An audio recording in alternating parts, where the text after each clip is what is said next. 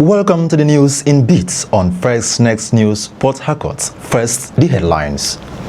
FCT resident doctors begins warning strike. Natasha to resume National Assembly this month, says lawyer. And on the foreign scene, Donald Trump to impose tariff sanction on Russia. My name is Zach Jimmy. Now the news in details. The Association of Resident Doctors Federal Capital Territory has commenced its 7-day warning strike. The FCT president of the association, Dr. George Ebong, made the announcement in Abuja today, saying the decision followed resolutions reached at the end of its general emergency meeting held on Friday, September 5th. According to him, the decision is hinged on the attitude of the FCT administration despite rounds of extensive dialogue in addressing persistent and unresolved issues affecting the association. Some of the issues raised by the association include lack of manpower, the psychological impact of long working hours on doctors, which has resulted in death of a doctor recently in Port Harcourt, unpaid salaries, and unexplained deductions. Ebong further warned that even after 7 days, the issues are not well resolved, the doctors will embark on an indefinite strike. Meanwhile, the Minister of State for Health, Dr. Ishaq Salako, has expressed confidence that the federal government's ongoing talk with the National Association of Resident Doctors will prevent the strike.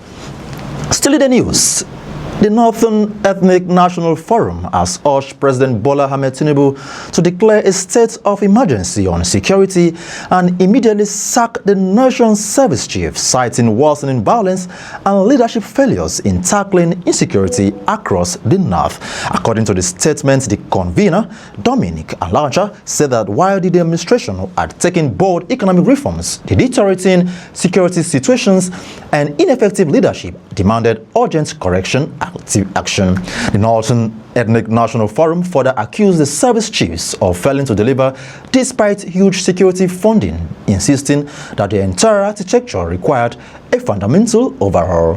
The forum also called for a cabinet reshuffle, faulting many ministers for poor performance and failure to translate the renewed hope agenda into tangible results. Moving on to another story where we have it that Senator Natasha Akpoti-Uduaghan, who represents Kogi Central, will return to the National Assembly later this month after completing a 6-month suspension. This was made known by her lawyer. Speaking with newsmen in Abuja, her counsel, Victor Giwa, disclosed that the senator was on vacation in London but had already made plans to resume plenary alongside her colleagues when the Senate reconvenes on September 23rd. The lawyer maintained that pending legal disputes would not hinder return with the expiration of the suspension last Saturday.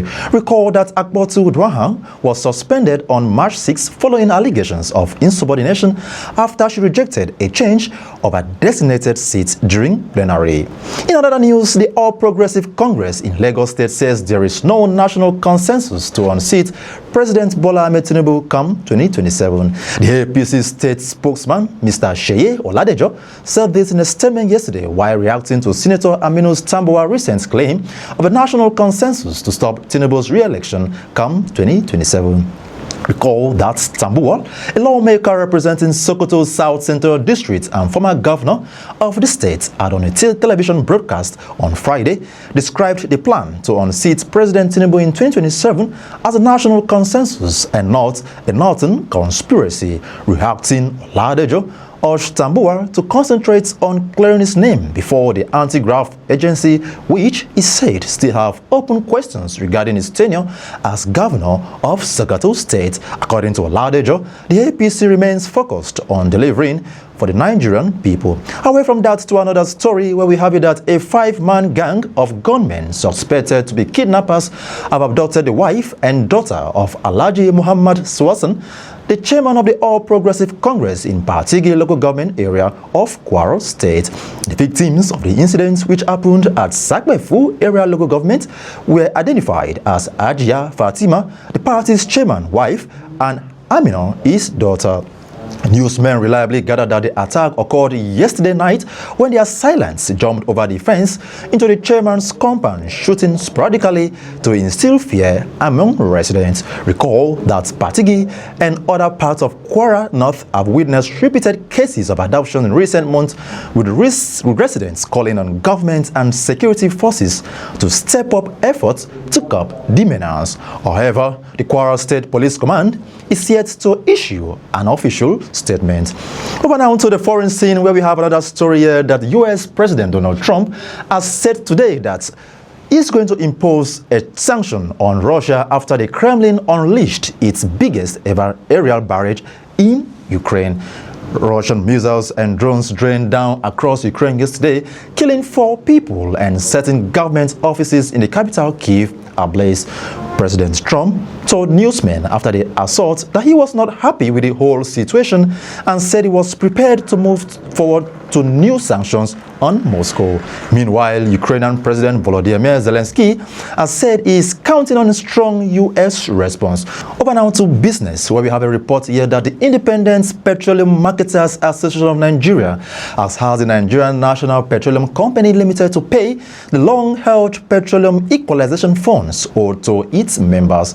The marketers also urged the NNPC Group Chief Executive Officer Bayo Ojulari to clear the loading tickets of its members by supplying them with the petroleum products they paid for. IPMAN Publicity Secretary Chinedu Okadike made a call yesterday in an interview with newsmen.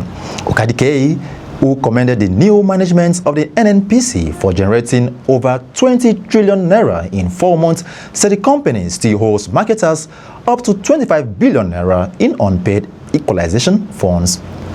Over now to the exciting world of sports, where we have a news that former Nigerian goalkeeper Vincent Enyema has expressed strong belief that the Super Eagles will overcome their qualifying struggles and book a place at the 2026 FIFA World Cup. Nigeria are currently 4th in Group C of the African qualifiers with 7 points after 7 games. The trail leaders, South Africa, who have 13 points, as well as Rwanda and Benin Republic, who are tied on 8. Despite the tight situation, Enyema believes the Super Eagles will rise to the occasion. And that's the news in bits on First Next News. Thank you very much for listening. For more newsworthy events and observations, follow us on our YouTube channel on First Next News. Do have a lovely day.